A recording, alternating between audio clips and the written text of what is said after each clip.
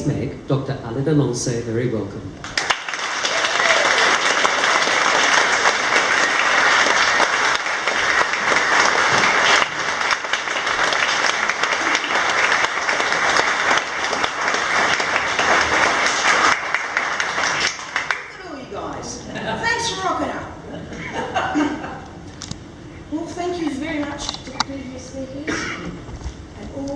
Today, especially also my colleagues from the nursing and medical profession, who I know there are a lot of supporters there. Okay, I'll try again. Thank you for all previous speakers and all attending today, including my colleagues from the nursing and medical profession, who I know there are a lot of supporters there, and other supporters who know that it is time to stand up for what is right. My story has highlighted the dilemma that many health practitioners face regarding end-of-life care. A physically weakened, dying patient who requires large doses of medication to control their suffering, which also brings forward their death. Currently, the law says no difference between this compassionate care and willful murder. Once charged with murder, the onus is on the doctor to prove the doctrine of double effect through a court process. In other words, prove your intent was to relieve suffering and that death was a side effect. So what to do? Protect yourself from possible legal ramifications, or help the patient and risk being charged? A huge problem for the terminally ill. They have no say in the type of care they get from their health provider. They are the ones who suffer needlessly. My motivation comes from a deep understanding that every living being is the expression of the one life. What hurts you hurts me. There is no separation. This is called compassion.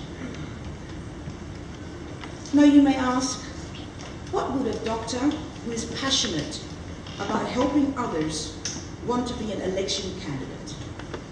Well, I'll tell you why. Because our society has a big problem, and the solution is political. Let me explain. Even though death and dying are a normal aspect of the human experience, our society does not deal with it well enough. We fear it, we avoid talking about it, we avoid planning for it, and the medical profession tries in vain to avoid it. And, as in my case, the outdated 1913 Criminal Code makes it illegal for anyone to assist it. The result is much needless end-of-life suffering and people dying slower and sicker than ever before in a place they would not choose.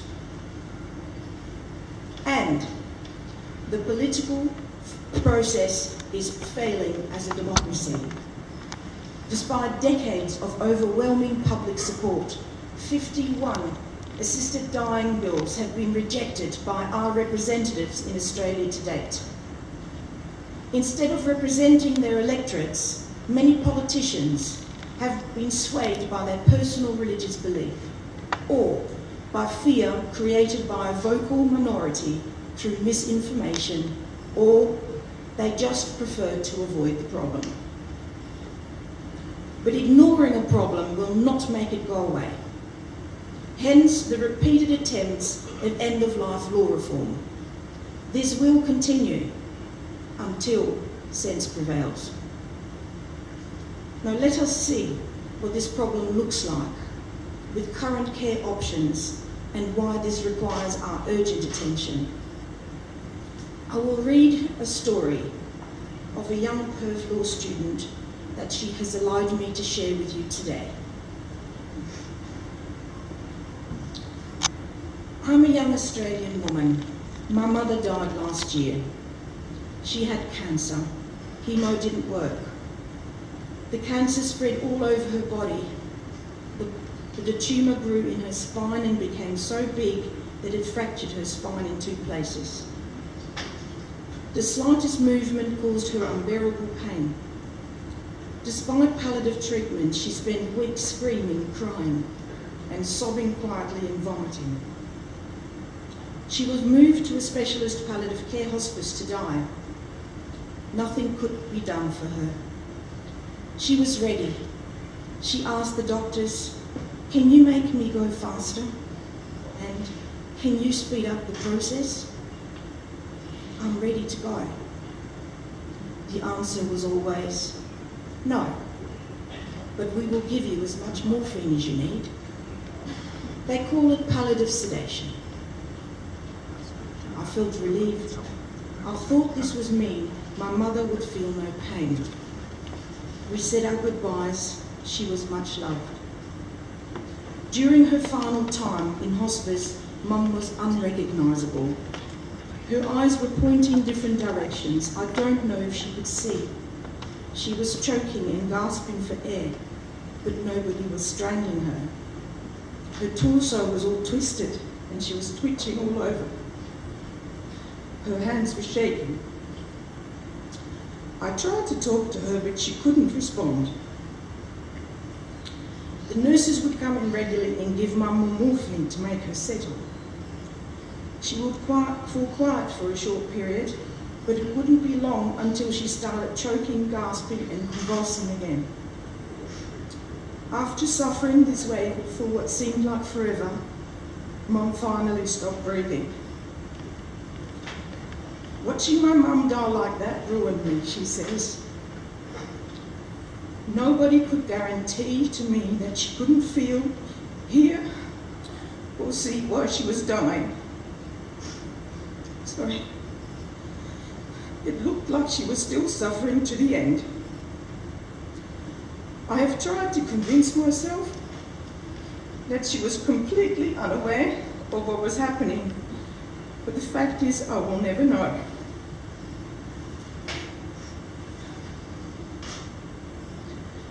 Please allow a few minutes of reflection in memory of those and their loved ones who have and are still suffering needlessly.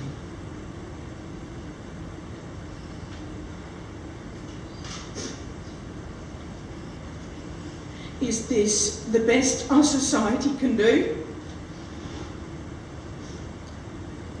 The human experience. We are all climbing the mountain of life in the same direction. Our paths are all different and may include rocky climbs along the way. For most, the hardest climb is the scale to the summit, our final destination.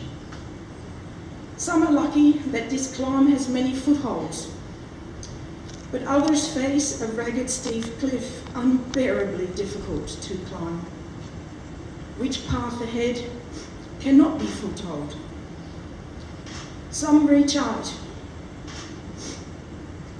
for help to scale the summit, but they do not know if there will be help at hand.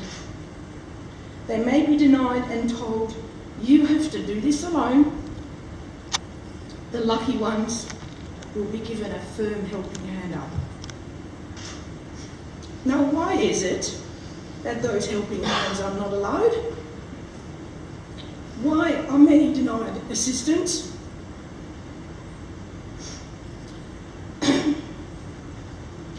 I am trying to bring an unregulated, covert, non-universal, but acceptable, compassionate medical practice to a workable legal solution. This will allow universal availability and safeguards for the terminally ill, and legal protection for doctors who help their suffering patients scale the cliff of life.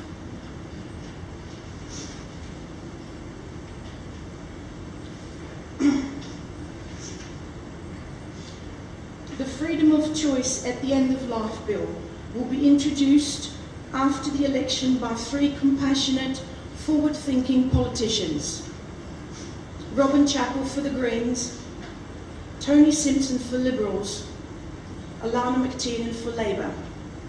The bill will allow a competent adult who is suffering whilst dying to request medical help to die quickly rather than slowly in order to stop their suffering. This medical help would be an extension of excellent palliative care. This would ensure that all those who are climbing their climb to the summit of life will know that help is at hand should their climb become unbearably difficult. Now what a relief for all to know. To all Western Australians, I say this. This election will be an opportunity to finally exert your democratic voice, to vote for a candidate who says yes to freedom of choice at the end of life. Before you vote for someone, ask for their stance on this issue. Candidates' responses will also be posted on freedomofchoicewa.com and Dying with Dignity WA websites. Now, to all in the Cottesloe electorate, I say this. Your vote will be important in giving a clear message to politicians that we demand our voice to be respected. Your current member, Mr. Barnett, does not respect his electorate's voice on this issue by refusing end-of-life law reform. A number one vote for me, Dr. Alida Lancee, would be a vote for compassion, and then you can vote for your preferred party as your second preference. Now, to all candidates who may be elected, I say this. You are on notice. 83% of Western Australians expect you to represent them by supporting the freedom of choice at the end of life bill when it is presented to Parliament later this year. Your failure to do so would indicate you do not respect the democratic process. Your failure to support this bill would make you personally responsible for ongoing needless suffering to our most vulnerable, the terminally ill. It is my hope that politicians get their fear out of the way and face the fact that sometimes death is a blessing. And finally, to you, Kate. I thank you for your brave expression of your fear for your path ahead. And I promise you this, I and many others will stop at nothing to ensure that you have the freedom of choice at the end of your life. Thank you.